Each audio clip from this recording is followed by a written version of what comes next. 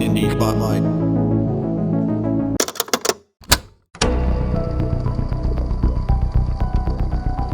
There was a time when a lot of companies were trying to get a slice of that Resident Evil pie. With the Parasite Eve series, Square Enix took about 2 or 3 slices of that pie and made their own spin on the survival horror genre, but mixed it with their own brand of Final Fantasy RPG mechanics. The Parasite Eve series hasn't been seen since 2010, and it seems Parasite Mutant, developed by Citruna, aims to be its spiritual successor. The game drew me in with its visuals and themes of mystery and isolation. The game's environments are expressive, with desolate alleys and abandoned buildings all held together with an impressive graphical art style which is a mix of anime and realism. As for the story, you are a psionic agent named Nova assigned on a mission to a mysterious island, and the game throws you right into the thick of it with little to no explanation, leaving it to the player to piece together what has happened through environmental storytelling, hostile abominations, and files left behind by the island's previous inhabitants. But what really draws this all together is the game's soundtrack. Oh, it's so good. Its mix of piano and techno themes really breathes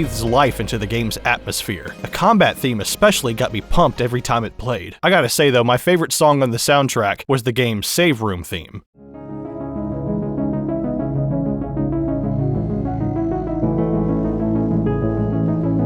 It immediately hit me with fresh Resident Evil 2 vibes that I haven't felt for a long time. The futuristic techno tones nail the feelings of fear and isolation, but its lighter piano keys sprinkle themes of hope and determination. Now, I myself was not familiar with the combat in the Parasite Eve games. As of this video, I've never played them, so the combat here was a pleasant surprise for me. It's like a pseudo turn-based combat system with a Final Fantasy VII style ATB gauge at the bottom right, or in this game it's called ATC, Active Time Chain. You can run around to avoid attacks while your ATC gauge fills up, and once it does, you have a few options. You could spend 1 bar to do a melee attack, which does decent damage, but you have to be close to the enemy, which runs the risk of you taking damage. But hey, it doesn't cost any ammunition. You can also shoot your handgun, which will deal considerably more damage because it fires twice, and you can hit enemies from a safer distance. However, handguns have a chance to miss, which not only wastes some of your precious ammunition, but also wastes an entire bar of your ATC gauge, and you'll have to spend more time avoiding attacks while you wait for it to refill. You could spend 2 bars of your ATC gauge to use an item or perform a special attack, which will also consume your EP, which is basically your magic meter. The game did a great job of making me constantly think on my feet during each battle. I would always judge the distance between me and the enemy and study their attack patterns before making a careful decision as to whether I should use a ranged or melee attack. As you win fights, you'll gain items and XP, and as you level up, you'll increase your stats and earn points that you can spend to upgrade your weapons and equipment. You'll also occasionally find items that will do this for you as well. I was surprised at the amount of options that my equipment had. For example, while I played the demo, I came across another handgun. This new handgun did more damage, but had less accuracy than the handgun I was already using. The game allowed me to take the bullets that were inside of the clip to add to my overall ammunition, a feature I wish even modern Resident Evils had. It also allowed me to dismantle and merge the new handgun into the one I was using, increasing its stats. The demo felt like it had a good balance when it came to challenge, but maybe it was a little too generous with ammunition. By the end of the demo, I had over 100 handgun bullets, which takes away from the careful decision-making process during combat, and makes the handgun by that point the best option. After all, if I'm always overflowing with ammo, why would I try to conserve it? So, if the full game has any additional difficulty options, I might choose the one that offers a little more ammo scarcity. One thing I did appreciate though was the game making sure that I was never lost. If there was an item in a room that I missed, the map would let me know. Most of the files you read through also give good hints as to what you should be doing next. Overall though, Parasite Mutant quickly absorbed me into its world. Its combat and survival mechanics had me engaged, searching every locker and box for ammunition and supplies, and weighing my options after every move. It's a game dripping with atmosphere, intrigue, satisfying combat, and one heck of a killer soundtrack. I wish Citruna a smooth development process, and I cannot wait for the full game. If this video made you interested in the game, make sure to go and add it to your wish list. There's also a free demo available now, which is the one I played while making this video. Parasite Mutant is coming soon to PC and PS5. Thank you all for watching, and I hope you all